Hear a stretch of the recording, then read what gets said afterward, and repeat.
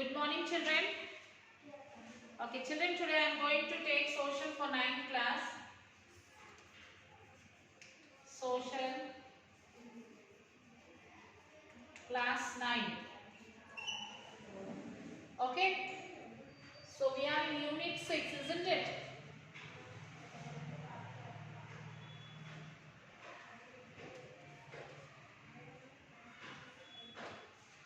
Unit 6.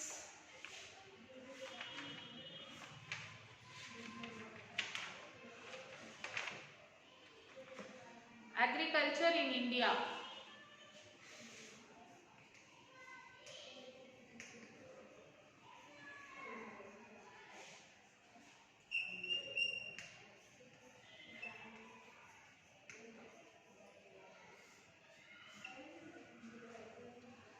Yes.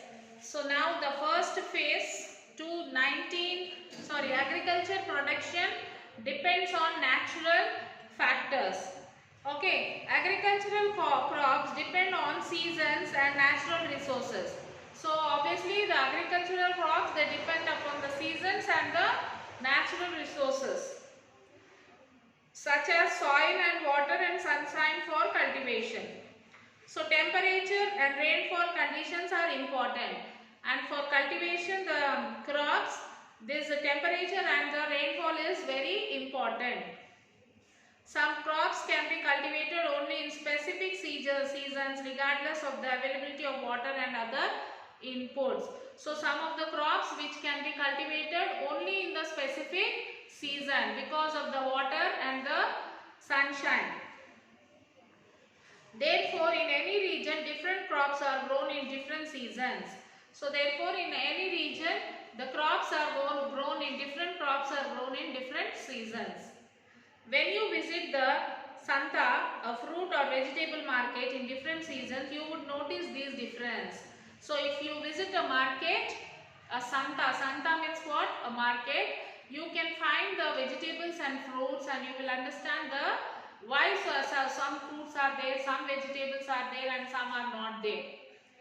There are also variation in the natural conditions between different regions in the country. Besides land reforms such as abolition of zamindari, land ceiling act, etc.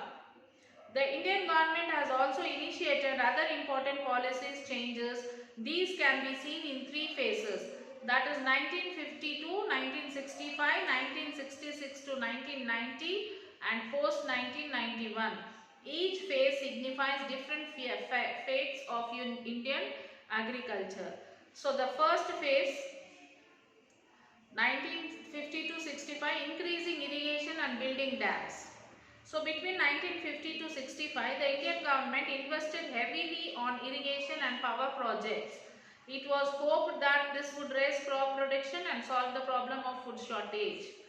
Big dams for irrigation and electricity generation like Bakra Nangal, Himachal Pradesh, Damodar Valley, West Bengal, Hirakud, Odisha, Nagarjuna Sagar, Telangana and Andhra Pradesh, Gandhi Sagar, Madhya Pradesh were constructed.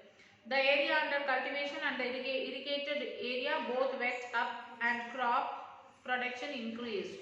During these phases, government promoted the formation of farmer cooperative and also appointed agriculture extension officers to provide technical support to farmers. A variety of initiatives, especially for small farmers, were taken at the mandal or block level length through community development programs.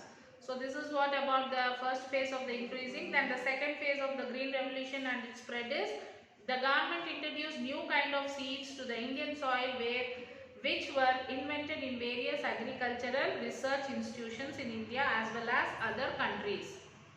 This marked the second phase of agriculture development. So these new seeds are known as high yielding varieties. It was also accompanied by the use of chemical fertilizers, machinery such as tractors and other besides irrigation facility.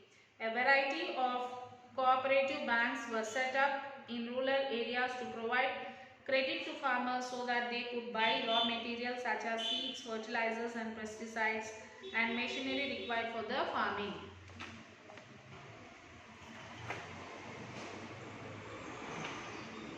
And dry land agriculture, that is a little over 40% of the total cultivable land in India is irrigated.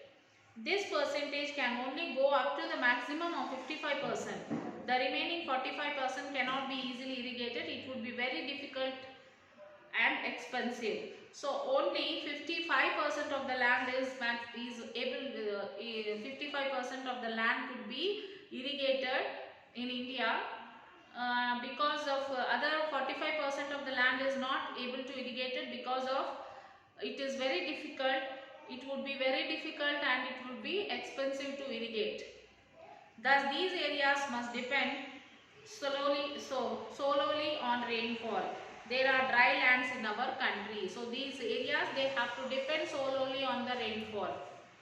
Then some of the main crops grown in these areas are jowar, bajra, groundnut, ragi, cotton, soya bean, red gram and Bengal gram. Okay, the effects of the green revolution: increase in production. The spread of HYVs to large parts of the country and to never crops has led to the significant increase in crop production in the country. India has become self-sufficient in food grains. So a large stock of food grains has also built up with the government through Food Corporation of India, that is FCI, that can be used in case of shortage and can avoid drought or famine like situation in the country. Okay, then next is environment effects, that is like the green revolution has also brought several environmental imbalance. As mentioned earlier, it was first introduced in the northern states of Punjab, Haryana and parts of Uttar Pradesh. We shall study some of the environmental problems faced by these areas. That is, first one is water problem. Water problem in these states, most farmers have shifted to cultivation of HYVs of rice and wheat, which require plenty of water. So the cultivation of HYVs of rice, they need a lot of water for the cultivation. So water is a major problem. As the number of tube wells increased over the year, the groundwater level fell rapidly. As there were number of tube wells were increased and the level of the groundwater also decreased. Groundwater level can be maintained as long as the use of groundwater is less than the groundwater recharge. Groundwater recharge is natural process and happens each year through rainfall or flows from the canals, streams and rivers. So how this groundwater will be recharged? It will be recharged from the rainfall, from the streams, from the rivers. When as it is recharging, we can use the groundwater. If there is no recharge of groundwater, we won't be able to use the water. We won't get the sufficient water. The problem starts when groundwater used through tube wells etc. is more than the groundwater recharge. So where the problems are, for example, there was a 1 liter of 10 liters of groundwater was recharged. So we must use 8 or 7 liters of water. Instead of that, if we use all the 10 liters of water, from where do we get the remaining water when there is no proper recharge of water in the ground? So the water which is recharged, we should use that much of water only, or we should use less water. Then only we will be able to survive for this, survive and the cultivations will be going on. Fertilizer problems. What are the fertilizer problems? The manure and compost contain humus and living organisms that slowly release minerals as they decompose. As they did this manure like compost contain humus of the living organisms that slowly release minerals and they decompose. Chemical fertilizers provide minerals. Okay. Without microorganisms, the soil will be dependent on frequent addition of more and more chemical fertilizers here. The variety of nutrients which are normally produced by microorganisms may also be reduced. Thus, in many areas, the green revolution has actually resulted in a loss of soil fertility and ever increasing cost to farmers. So environment resources like soil fertility and groundwater are built up over many years. Once destroyed, it is very difficult to restore them. Once this groundwater, the environmental resources, if once it is destroyed, it is very difficult to reconstruct it. Okay, third phase is the post reform agriculture, that is from 1967 to 1991. Indian farmers sold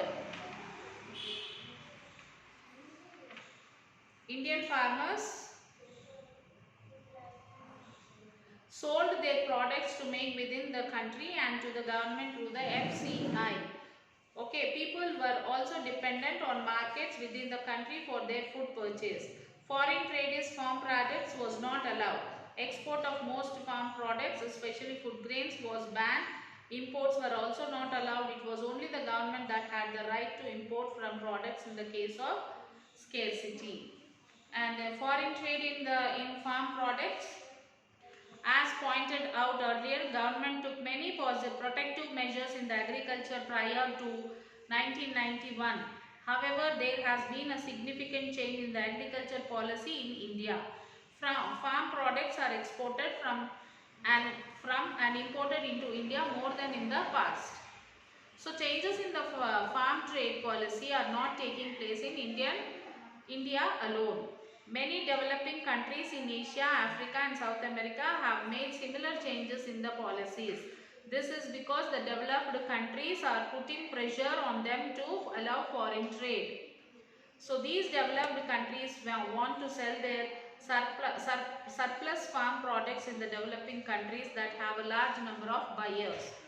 So with the foreign trade policy changes, many crops can now be traded. For instance, farmers can now export vegetables and fruits, sugar and jaggery. Similarly, import of cotton, rubber, pulses, oil seeds and freely allowed. However, farmers cannot export food grains since food grains are the most important food item. So the Indian government has been cautious to allow trade in food grains. Only the government can do so if it wishes.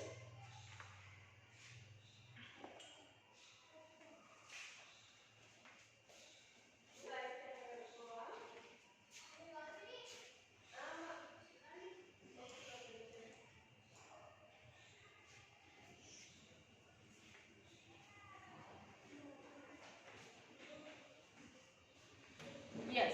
Next is the developed countries are however constantly putting pressure on India to allow greater imports of crops produced in their countries.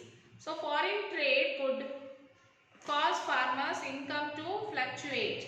In certain years and for certain crops, the farmers might gain from exports. In other years, farmers could not lose because of cheap imports and fall in price of farm products. Small farmers without much savings will not be able to bear this loss. So they will get caught in debt trap and become poorer. So this is how the farmers become poor. The government has to be very careful in allowing trade in farm products. So why does government buy and store some grains? Why do government buy the grains and they store? A lot of grain comes in the market at the time of harvest. One problem that farmers face is low price of grain during this time.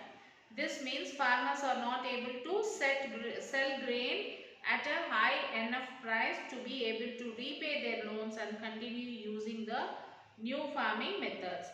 They need to be protected from traders who might try to purchase the grains at low price. Therefore, the government has decided to set a minimum support price (MSP). A minimum support price is a price at which the farmers can sell their grain if they want to the government. The government sets the MSP so as to cover the cost of cultivation and allows a little bit of profit to the farmer. Because of the MSP, farmers are not forced to sell their grains at cheaper prices to the traders. So the Food Corporation of India, that is FCI, was formed by the government to purchase food grains from the farmers and store them. It keeps stockpiles and supplies grain to ration shops and other government schemes, example for midday meals in schools. So this is why the government purchases the food grains and stores in the stores, because the farmers they have to reproduce the crops. So whatever the crops are harvested, immediately they have to sell that and take the money, and they have to start their cultivation. So in this process they cannot wait for to sell the crops for a high rate. So whatever prices allowed them to sell, for that prices, for low prices they used to sell, and they used to go and start their business. So that is the reason why government used to take or purchase all the grains, and they store it with them, so that will be used to the grains which will be stored in the government. With the government, they will send it to the FCI, that is food security, like FCI, that is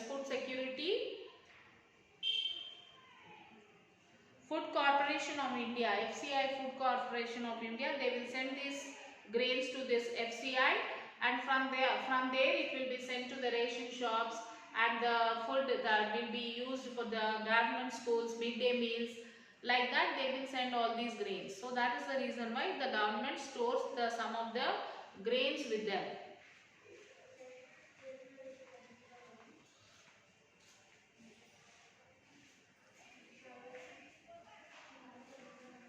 So children, now I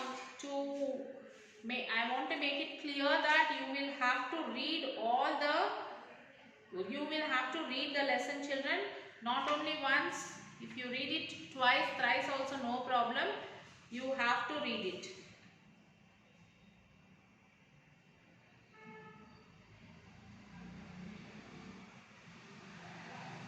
So attempt all the question answers, children.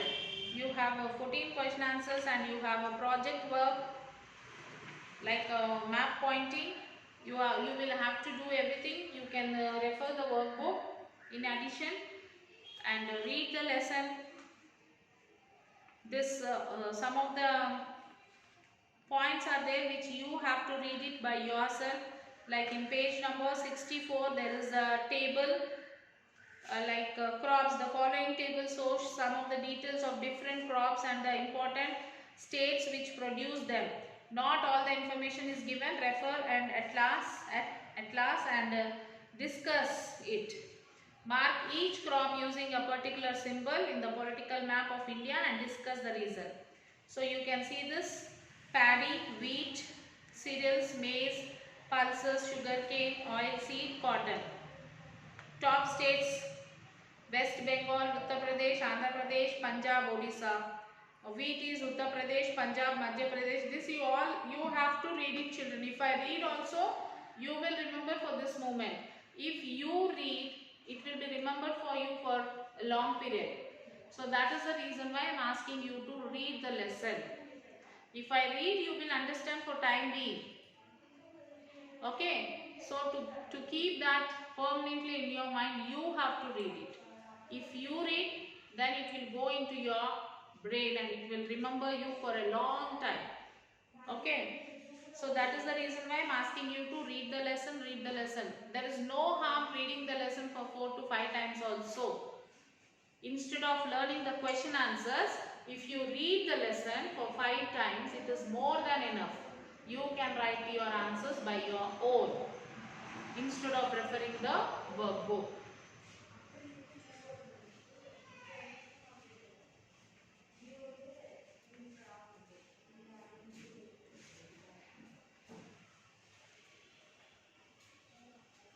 So this is what about the agriculture in India, children.